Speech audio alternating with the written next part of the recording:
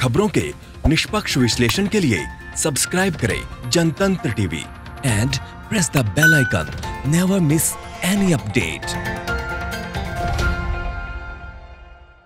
नमस्कार, आप देख रहे हैं जनतंत्र टीवी। आपके साथ मैं हूं अंशिका पाठक। उच्चतम न्यायालय ने वरिष्ठ अधिवक्ता प्रशांत भूषण के खिलाफ अवमानना मामले में उन पर ₹1 का जुर्माना लगाया है। अदालत ने कहा कि यदि वे इसे 15 सितंबर तक जमा नहीं करते हैं तो उन्हें 3 महीने की जेल और 3 साल तक प्रैक्टिस करने से रोक दिया जाएगा। ये फैसला न्यायमूर्ति अरुण मिश्रा की अध्यक्षता वाली पीठ ने सुनाया है। इससे पहले अदालत ने 25 अगस्त को उनकी सजा पर अपना फैसला सुरक्षित रख लिया था।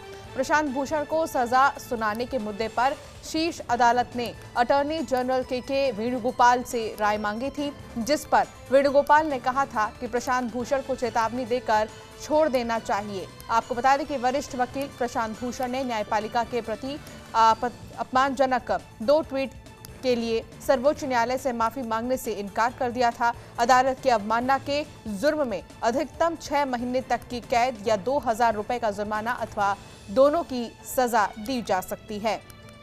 तो प्रशांत भूषण पर सुप्रीम कोर्ट ने जुर्माना लगाया है। प्रशांत भूषण पर ₹1 का जुर्माना लगा है। जुर्माना न भरने पर 3 महीने की जेल भी हो सकती है।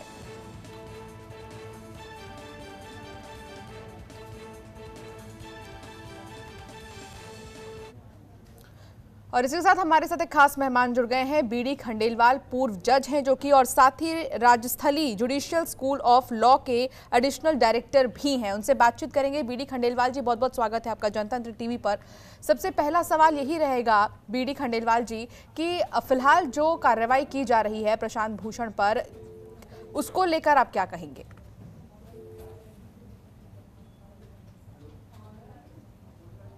माननीय उच्चतम न्यायालय ने श्री प्रशांत भूषण सीनियर एडवोकेट के खिलाफ जो कार्रवाई की है वो मेरी राय में पूरी तरह न्याय सम्मत है।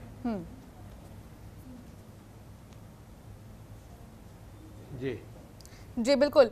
बीडी खंडेलवाल जी, हम ये भी समझना चाहेंगे इसकी पूरी प्रक्रिया आगे क्या होगी और जिस तरीके से लगातार स्वाभिमान को लेकर अड़े हैं प्रशांत भूषण, कितना जायज है?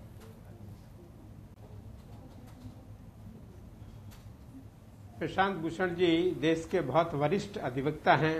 उन्होंने वरिष्ठ अधिवक्ता के रूप में पहचान की है और जो मेरा मत कहता है उनको माननीय उच्चतम न्यायालय के निर्णय का स्वागत करते हुए उसकी पालना की ओर अग्रसर होना चाहिए। लेकिन अब बीडी खंडेलवाल जी, क्या लगता है कि यहाँ पर प्रशांत भूषण को देखा जा रहा है, एक तरफ न्यायालय का जो फैसला है वो सामने है और दूसरी तरफ उनके स्वाभिमान की बात है, उनके लिए कितनी बड़ी चुनौती होगी?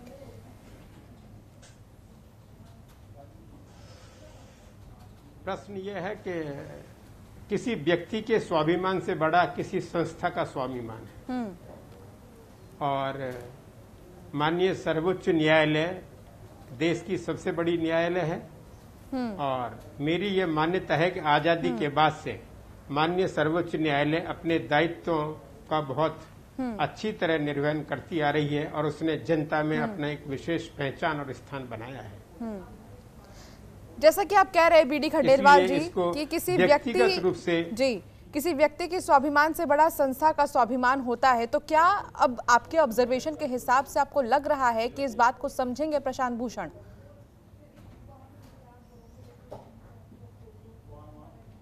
मेरा तो मत ये है कि वो इसको समझना चाहिए, उनको समझेंगे।